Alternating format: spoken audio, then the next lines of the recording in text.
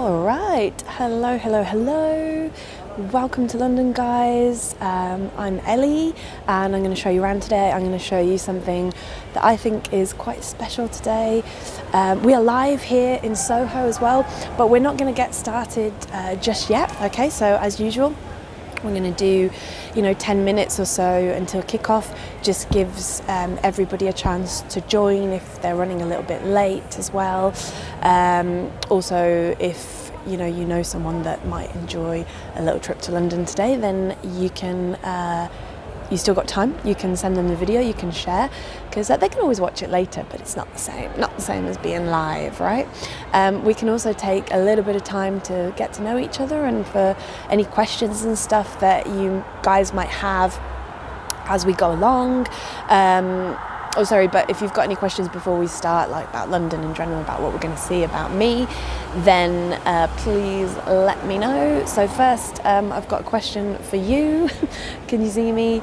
Can you hear me? So just let me know, because sometimes my app is a little bit glitchy, and if you did a tour with me in Whitechapel a couple of weeks ago, we had an issue with the chat, so sometimes I kind of have to do a little fixing there. Awesome. Phew, thank you. Hello on Facebook. Okay, thank goodness, because that was embarrassing the last time. It still might happen, but anyway, we'll crack on. It's not going to be as bad as the issues Chris had earlier today with his phone overheating. I don't know if you can kind of gauge the weather here, but there's absolutely no danger of that here today. It's not such a good day. It has been very good weather. We've had excellent weather all week, but it's kind of taken a bit of a turn, and it's a bit rainy, but it's not cold, so that's good. Ross, hope you're well. And the Scots are still here. Didn't they play so well though? I was so proud of them. It was such a good match. I absolutely thoroughly enjoyed it. I really hoped, I was really hoping that Scotland would score, because I'm careful what I say here, but I feel like the way they played, they really deserved it. It was so good, such a good match. But yeah, Ross, they're still here, they're still knocking about. One was arrested today for wandering around Hyde Park naked. So yeah, we might see a couple of fans still. So it's going to be very busy today, because yeah, the football is on. For those of you who don't know football and don't know what I'm talking about, the Euros are on at the moment, and instead of doing it in one place as we usually do it, we're doing it kind of in different places. So we're also hosting it in London at Wembley Stadium, so we get to see quite a few matches here, which is pretty cool. It means that London's like really busy again. Oh, Shannon, thank you so much. That's really sweet. By the way, yeah, thank you to everyone who sent me get well soon wishes when I wasn't feeling well the other week. That was super sweet of you. I'm completely back to normal now, so thank you very much. Estefi, hello from Argentina. Nice of you to join us. Awesome. So yeah, if there's anyone that hasn't done this sort of walk before, welcome. And for you guys that are with us always and from the beginning, welcome back, and thank you for all your support. I'm going to show you something I think is pretty special today, because I'm going to show you something that you probably have heard of. That at least is familiar to you. It's probably one of the most famous streets in London.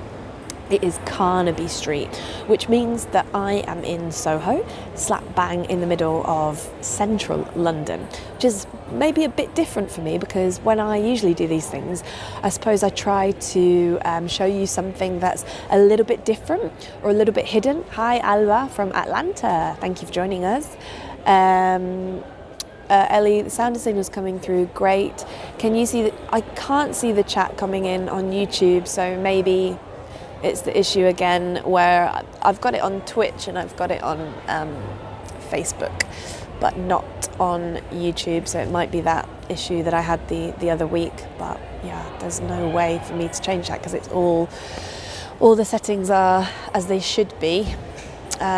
So yeah, that's a bit weird, but yeah, if you guys can go putting, if it doesn't work, if you guys can go putting the questions for people that are on YouTube on here, yeah, I can see that on Twitch, Chris, I can see that. So I've got Twitch and Facebook, fine. So yeah, if you guys go putting the questions that come through on YouTube on here, and I can answer them, if that's okay.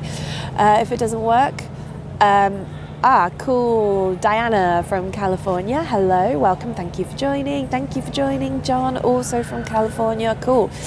So yeah, as I was saying, you know me, I like to show you something that's a bit kind of off the beaten track, or something that's a bit more authentic maybe for Londoners. So it's a bit of a change for me to be at one of the major tourist destinations and the busiest areas of London. But I will tell you why in a moment. Rebecca, hi Rebecca, thank you for joining. Michaela, hi from sunny Germany. Is it sunny as well? I hope so. It's not so sunny here today, and it's going to be a whole week of rain for us. So well done, Michaela, if you get to enjoy the sun. Has anyone heard, by the way, do you know Carnaby Street? Soho in general, you know, is it something that you were familiar with, you know, beforehand, or have you never heard of it? You might have even walked down Carnaby Street if you have visited London, because like I say, it's a major tourist destination. But what I kind of hope to do is to bring an aspect of Carnaby Street alive, because Soho is, for me, it's a very fascinating neighbourhood. Now, it's not really where the scene is in London today, if you see what I mean. So Londoners that would consider themselves, you know, alternative or cool or hipster or whatever they want to call themselves, they probably gravitate more towards the East London, south of the river, not really coming much into central London or Soho. It does still have a very vibrant LGBTQ community and scene as well.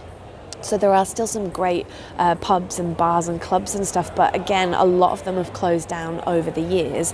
But it has such a rich cultural and social history. It's really well known as well for the swinging 60s, which is something that we're going to talk about on the tour today. But what I mean is these aspects of Soho that are so interesting and not often easy to spot nowadays as you walk around. So you'll see what I mean, and that's just because the area has changed so much, because this used to be, you know, the very sort of modern, artsy, alternative area all the way up until the 80s, even the 90s, when Britpop kind of comes in and Cool Britannia and all that sort of stuff. But that's when it starts to die down, really. So yeah, this is not where a big scene is today for Londoners. Having said that, I actually really like Soho, so I'm a bit of a secret Soho fan, because there are a few places that, you know, locals know a bit better for live music and things like that are still really, really cool and really, really fun to go to. So yeah, and you'll see that it's very colourful. It's very, very busy. There's a lot of people about today, because I had a walk up there before and it was super, super, super busy. So you're going to see a lot of people. It's still pretty to walk down and see, but what I hope, like I said, is to kind of bring it's very interesting past alive a little bit for you today. So let's see how we're doing for time. Oh, cool. Okay. Well, if you're ready, then I'm ready. We're ready to go. So I'm standing in Golden Square, which is a square here just behind me. It's a very small, quiet square. I started here because it's so nice and quiet, and it's so noisy now on Carnaby Street. But yeah, we're right in the middle of one of the busiest areas in London. It is, of course, Soho. It's quite a small neighbourhood. Oh, can you hear that? Also, it's Friday night, guys, so, you know, Saturday night. So, you know, you're going to see people already, you know, starting the drinks and that sort of thing as we go around. But yeah, this wasn't always such a busy place, because up until the 17th century, this was just basically a load of fields. But the name Soho is quite peculiar. So where does it come from? Because a lot of major cities have a Soho district of their own. It actually comes from, apparently it was a hunting cry. So when people went hunting, they would shout Soho as they went along. And that's where the area gets its name, because from the 1500s this was taken away from the crown and it goes into private hands, gentry, noblemen, and they use it for hunting grounds. So eventually Soho becomes, or Soho Fields rather, becomes this whole area. You scared? You weren't sure what day it was. Well, who knows what day it is ever at the moment. It's Saturday, right? It's Saturday, yeah. So Soho Fields was the name of this area for a while. 1700s, we get a market in the area. But just before that, we have a big catastrophic event in London in 1665, which was the Great Plague. So just before the Great Fire, not a very lucky decade, of 1666, we've got the plague. So this area, Golden Square, was actually used to house victims of the plague. So it has a bit of a grisly past. So these houses were called pest houses, and basically if you and your family had the plague, you were put in one of these buildings. Very sad, because most people died, and then you'd be buried in a huge mass grave, a plague pit. So basically this lovely square behind me sits on top of hundreds of corpses of plague victims. So a bit yucky. But then very soon after the plague, the developers move in when London starts to recover, and they start to build up the area and make it a little bit nicer. Hi, Betty from Ohio. Thank you for joining us. So the developers swoop in, and even as we walk around the streets today, all the names of the streets are from developers, landowners, patrons of the day, and they make this area quite a nice neighbourhood. So in the 1700s, this square was home to aristocrats, gentry, and even just behind me, that red brick building was the Portuguese embassy as well in the 18th century. So foreign dignitaries also live here. The people in charge of creating this square were two brothers, and actually it's a bit of a funny story. They were John and James Baker. So they were the nephews of the guy that built Piccadilly Mansions, giving the name to Piccadilly Square. And they thought, our uncle's done pretty well. We'll have a piece of that pie and we'll make a fancy neighbourhood of our own. So they come and they lay out Golden Square right here.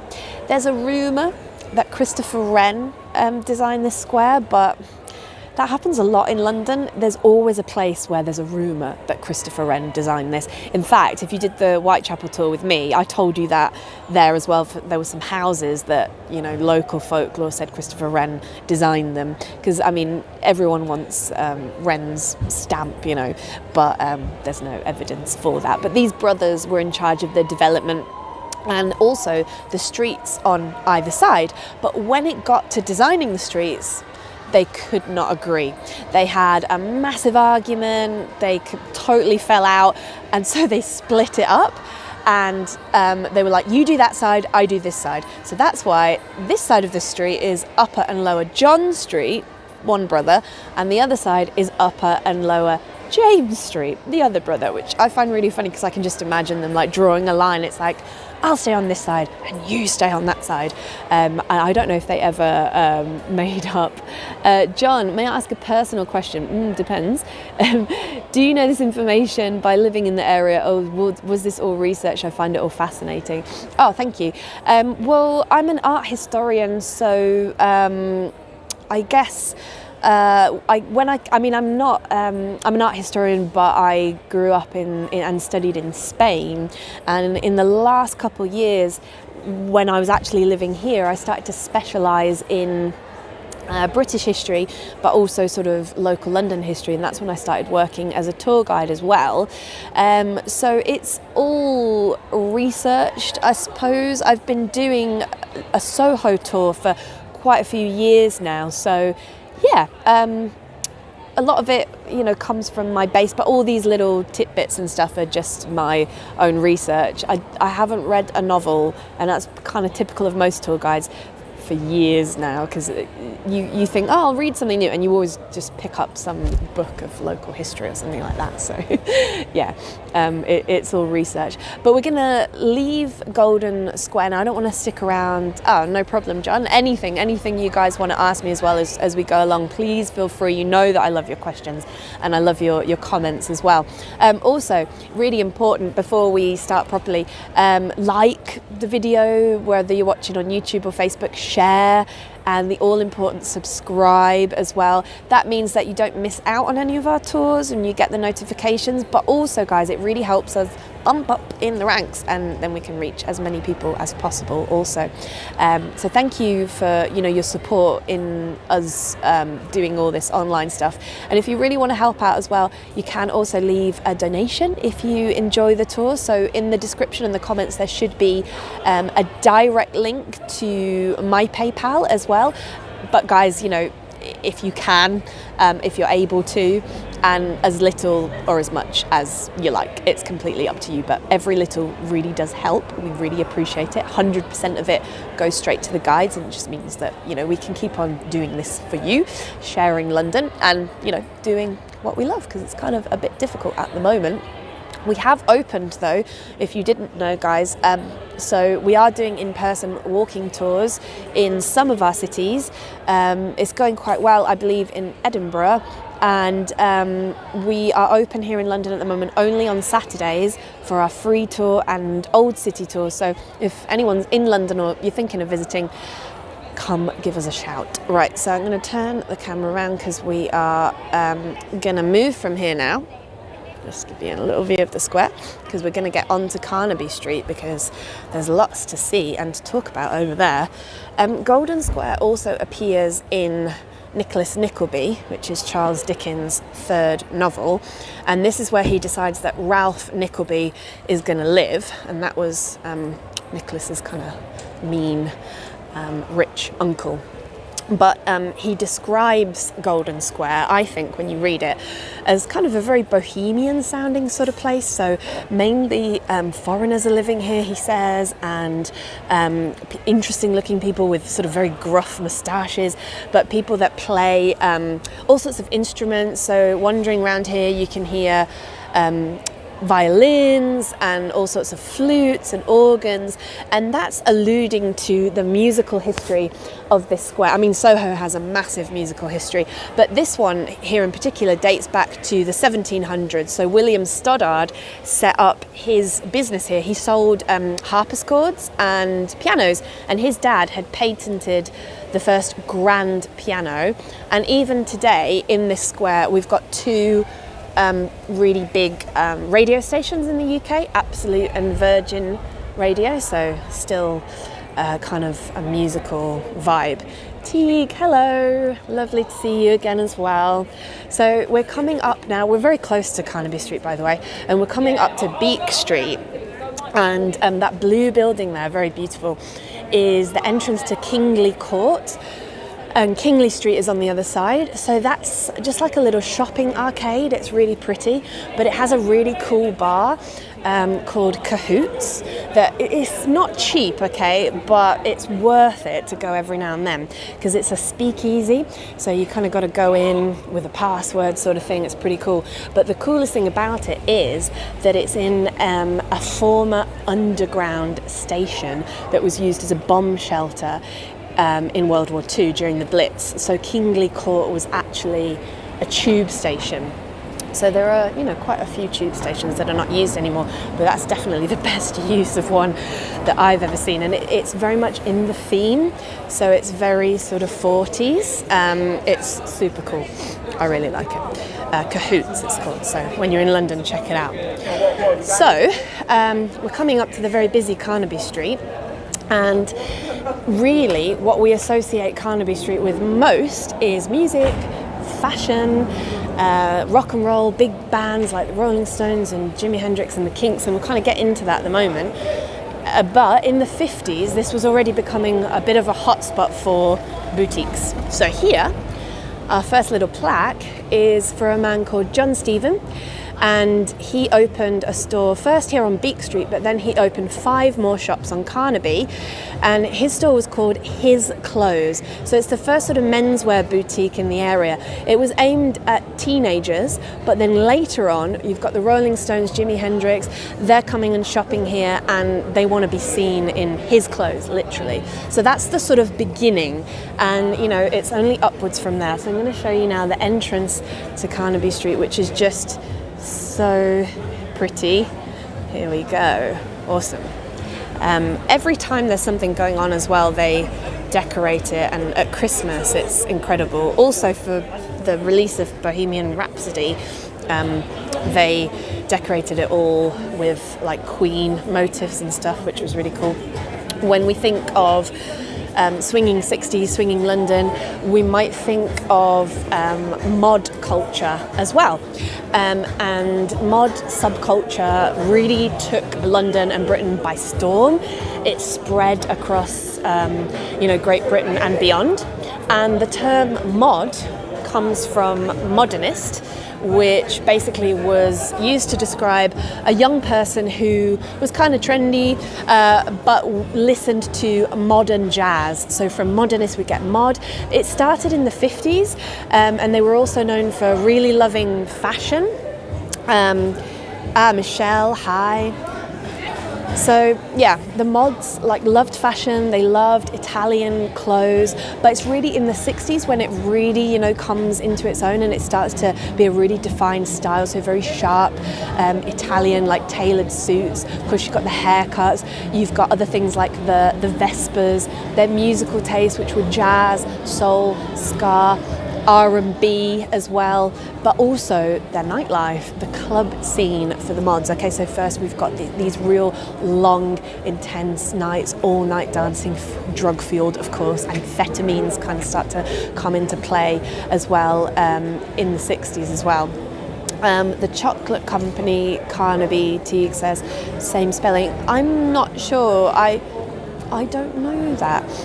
Carnaby Street, though, wasn't always spelt with a C because it comes from Carnaby House, which was actually spelt with a K, and that was just the first house on this street in 1682. But I'm not sure about the chocolate company. I've not seen it on the street. Maybe we'll have a look, but perhaps it's possible.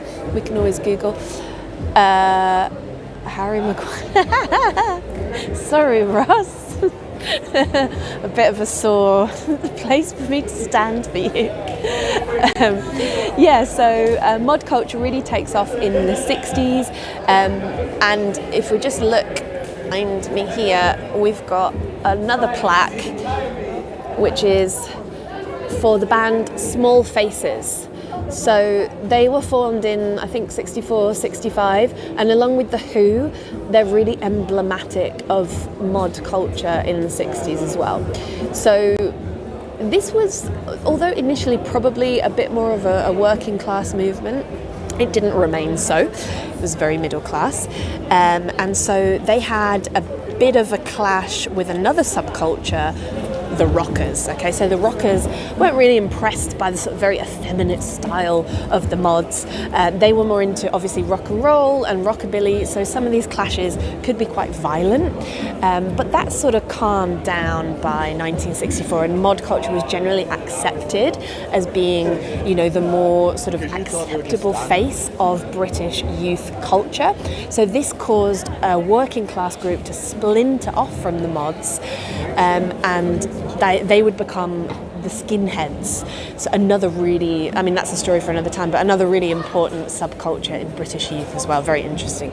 So you can kind of see what I was talking about, where it's difficult to imagine, the swinging 60s here sometimes, because everything is so commercial. Look, they've even commercialized the Rolling Stones.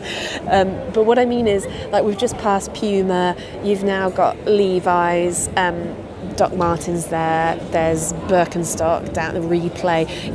All these brands because they're so globalized.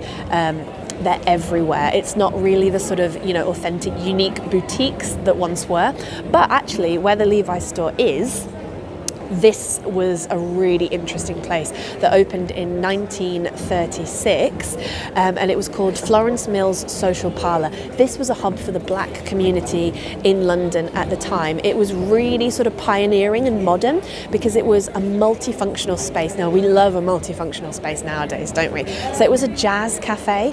It was set up by political activist Marcus Garvey and his wife Amy Ashford and a calypso singer called Sam Manning. But it was also a restaurant, and it was a social centre where black intellectuals of the day, they could come and discuss black culture and issues. It kind of went through various rebrands over the years. So in the 50s it was the Sunset Club, and then it was more of a nightclub sort of vibe, and then it was a bit more racially diverse. So you had white people coming in and enjoying the music as well, and you also had the Windrush generation, so a lot more people coming in from the Caribbean, which meant that the music style changed, and it kind of went more from jazz to steel bands and that sort of thing. Bob Marley played there as well in the 70s, and then it closed unfortunately in the 80s. So I'm just going to show you now one of my favourite things in Soho, which is so cool. Oh, Shannon says Carnaby chocolate is owned by Shoppers. Okay, no relation to Carnaby Street. All right, maybe they got an inspiration from the name. So this is the Spirit of Soho mural. I absolutely love this mural.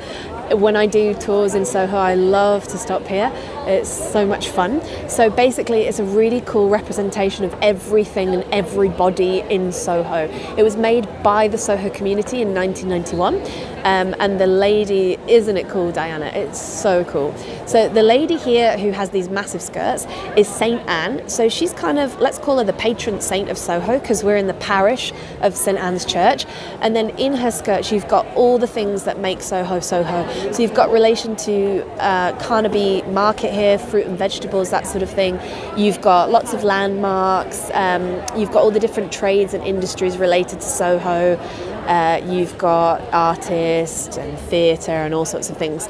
But then, get a little bit closer if we can, so you can see a bit better. So you see all these guys here. They're not randomers, okay? So behind me there is a legend, and you can pick out every single one of them and you can kind of figure out who everybody is. But we don't have time to do that. However, you might recognise the four main people in the middle, guys. Have a go, okay? These four here. I'd say that two of them, or at least one of them, is super recognisable. Another one is all right, and the other two are a bit more difficult. So yeah, have a go, guys. I'll start with the one that you probably won't get. So this lady here was an opera singer, socialite. She used to throw some pretty wild parties. She's called Teresa Cornelis. She lived here in Soho. Quite an awesome woman, really interesting life story as well.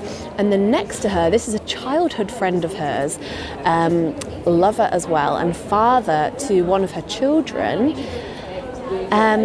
He's from Venice. I could give you a clue. She was not his only lover by a long shot.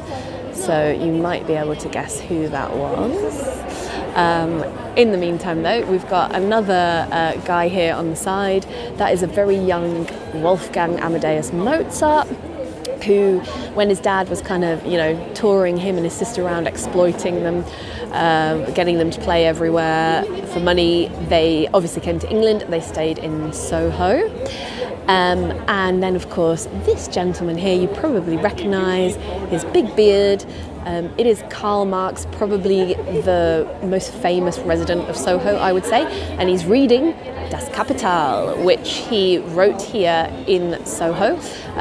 He died also in Soho, and he's buried in Highgate Cemetery. So he came to London when he was exiled in 1848 from Germany after he wrote the Communist Manifesto.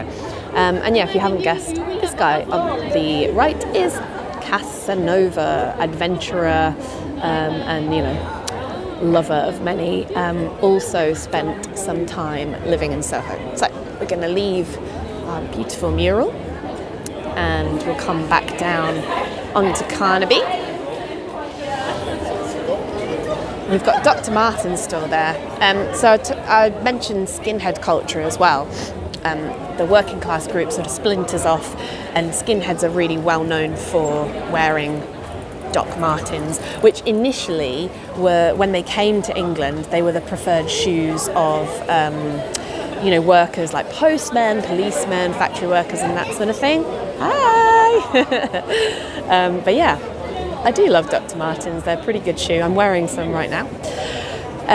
So, moving on. It's so very pretty, isn't it? Somewhere on the left here as well, we had another menswear boutique opening in 1964 as well, called Lord John. So we're now, guys, like really in the midst of the swinging 60s, this really iconic era in London's history. And in Carnaby, we've got, like I said, those big bands. We've got the Rolling Stones, we've got Jimi Hendrix, we've got The Who, The Kinks. They write a song called Dedicated Follower of Fashion in 1966, and they mention something of a Carnabetian army, okay? So it really is so iconic. Everybody wants to be seen in the clothes here, but not only musicians. So you've also got like movie stars, Brigitte Bardot, Elizabeth Taylor. They want to be seen shopping here. This is great for the boutique owners. I mean, what better marketing? Yeah, lots of sparkle, lots of hanging signs. It's a very Instagrammable, I hate that word, but it's a very Instagrammable sort of area, I would say, for sure. So yeah, to give you an idea of the sort of marketing that went down here, a guy called Irvine Seller, he was opening his boutique Tomcat in the 60s. So to promote the opening of the shop, he gets Tom Jones to walk down Carnaby Street with a cat, a cheetah, with Christine Spooner, who was a famous actress of the time. She was in Casino Royale. It's an awesome and very, very surreal picture, but check it out.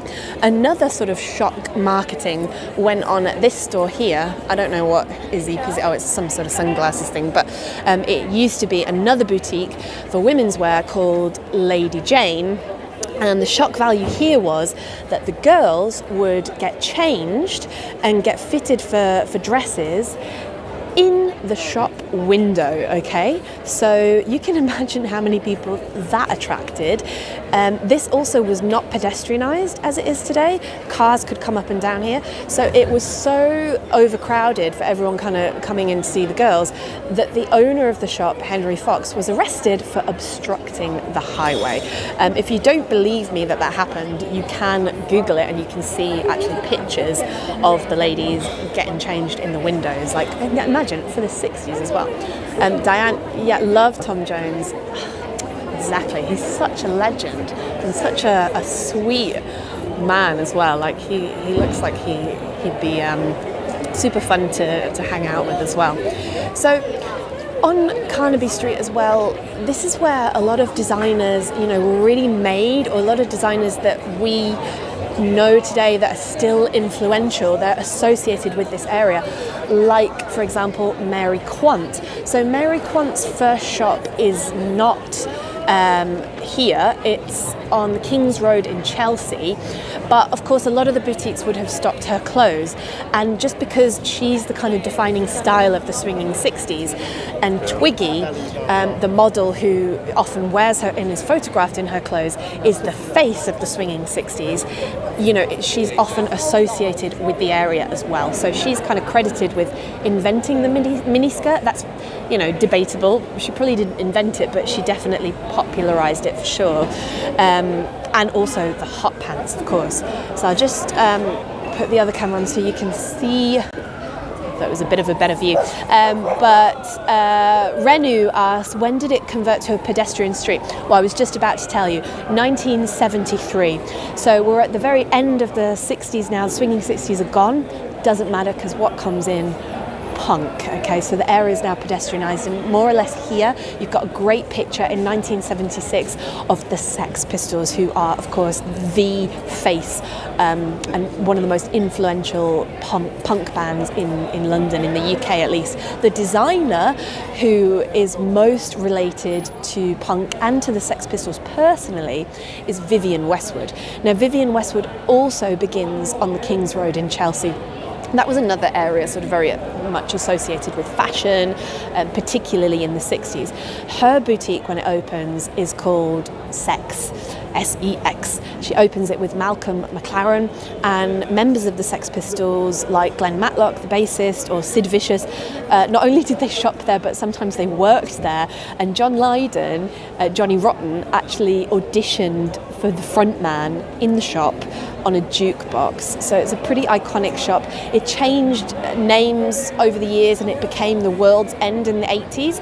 It's still open and part of Vivienne's brand today, but she moved into this area, so just a few streets down is the Vivienne Westwood flagship store. So we're now in the 80s, punk, goth, okay, all of the alternative styles, they find their home in Carnaby. If you think you're a bit alternative, then Carnaby is your home. Sadly, as I mentioned, that's not really the case today. It's very touristy, but yeah, Teague says there's a multitude of senses here.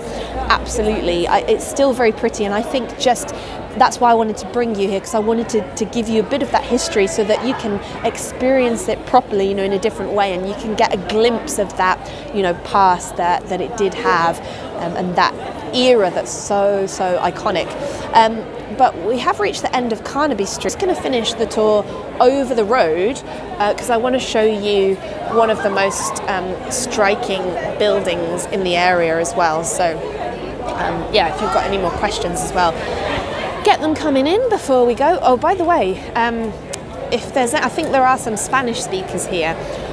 My friend and colleague, fellow SANDEMANs guide, Maria Postigo, has a fantastic YouTube channel. Maybe I can, when I stop actually go to the zebra crossing, maybe when I stop before I end, I can type it in for you guys. So it's a YouTube channel, and she has an Instagram page as well. Now it is all in Spanish, but of course, you know, if you're a Spanish speaker, or you maybe want to practice your Spanish, you can use the subtitles. But it's such a good site because it's all about British pop culture and youth culture. So she has some really in-depth videos of pretty much everything that I have mentioned on this tour. Is awesome. This is Great Marlborough Street. So just here at the end is Regent Street. So Regent Street was created in 1823 by the architect John Nash. Essentially it's a big shopping street, and it kind of boxes Soho in. So Soho is like a little square that's boxed in by massive avenues. So Regent Street, Oxford Street, Piccadilly and Shaftesbury Avenue. So it kind of then becomes a little neighbourhood of its own. This is super disappointing. I didn't know this. This is what I wanted to show you, which is Liberties. But looks like they're doing a refurb. That's what it should look like. But looks like they're doing a bit of a refurb. So they've kind of put this in, but I'll take you around the corner in a second. You can get a little bit of a glimpse. But yeah, usually it's a gorgeous building, and I really love it. It has a really good history as well. So Liberty started in the late 19th century. A man with a vision, Arthur Liberty, he was a draper, and he really was very ambitious. He really wanted not only to create clothes and furnishings and designs, but he wanted to be a trendsetter. He wanted his shop to be the place where you know, people came and decided, you know, that this was the new fashion, and he did really achieve it. So he borrowed £2,000 from his father-in-law, and he built the department store, and it was so successful he soon paid it back. So this is all timber, well, underneath this, and the timber is actually made from two battleships, two 19th century battleships. I'm just going to see if I can, sorry Mr. Policeman. It is, isn't it, Renu? I'm just going to see if I can go around the corner so you can kind of get another little glimpse of it maybe. The actual bit of the building, but it's really famous for its prints. So when it started in the 19th century, late 19th century, it's kind of in the Art Nouveau movement. So yes, Tudor style, not Tudor style, but mock Tudor style, which was really popular in the 20s, which is when this was rebuilt then after its initial building, which was here. And that's why there's a little bridge that takes them across as well. Yeah, it's so cool. So unfortunately it's not real Tudor, it's not that old, but it's a pretty cool and beautiful building. So yeah, in the Art Nouveau movement, things that were fashionable was anything oriental, you know, from the East, Japan in particular. So Liberty's became really well known for, you can see here the entrance, for creating these prints and these furnishings and having really beautiful artistic objects and kind of very exotic things. And you can still buy original Liberty prints today, but it's more well known for its silk scarves today, but it's well worth a look inside. I mean, you know, it's not cheap because it's a London department store. See, oh look, see? And you see the scarves there. Super famous for its scarves. Yeah, I'm just going to finish up here actually because I'm going to show you somewhere where I like to go. Why not? Diana, you can't wait to return. Yeah. We can't wait to have everybody back. This is Kingsley Street. This is a really cool street as well.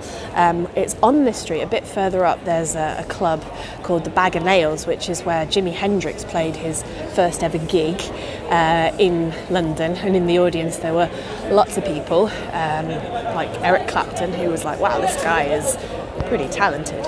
And Paul McCartney met his lovely wife, Linda McCartney, in the Bag of Nails as well. I think in around 1967 they met, they fell in love.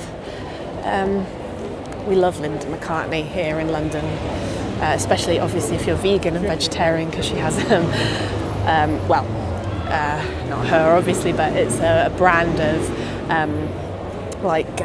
vegan. Diana, oh, thank you so much for your donation. Rennie says, I seem to remember Liberty print fabric for dresses, am I mistaken? No. So the print fabric, you can buy it just as fabric, or you can buy it on their scarves, clothes, etc. So no, you're not mistaken. And like I said, just some of the original ones, you know, the first ones dating back to the 19th century can still be bought today. So yeah, pretty cool. This is a great restaurant, Dishoom, Southern Indian restaurant.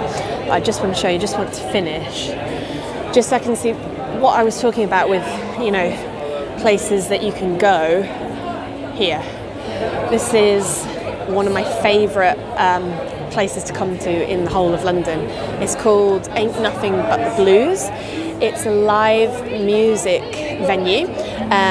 They do jam sessions every single night. It's free to go in, and even if it gets really late, it's only £5. It's very small and cramped, but people dance on the tables. It's freaking awesome. It's one of my favourite. Every time, you know, someone comes to visit and they've not been here, I bring them here. It's so good. And with that, guys, we are going to finish the tour for the day. So I hope you enjoyed it. I hope I kind of brought the area to life a little bit. We only saw a very small part, you know, Carnaby Street, Kingsley Street. There's much more to see in Soho because there's so many little streets and little alleyways and things that everywhere you turn there's something. So it would be great to come back here. Maybe we'll come back another time and we'll see something else. But as usual, you guys have been awesome. To like, to share, subscribe. If you've got any, thank you, really appreciate that. And you can also leave a little donation if you're able to today. That's really helpful. Just means that, you know, we can keep on bringing this to you. But otherwise love your support. So thank you so much. You're very welcome, Diana. So yeah, hopefully we'll be back probably next weekend with some more stuff for you to see. So make sure you subscribe so you can check it out. Thank you, Shannon. Thank you so much. Thank you, Rebecca. Thank you very much. And guys, yeah, I'm going to love you and leave you because Spain are playing in an hour and a half. So I'm very excited. Yeah, and that's what I'm going to do for the evening.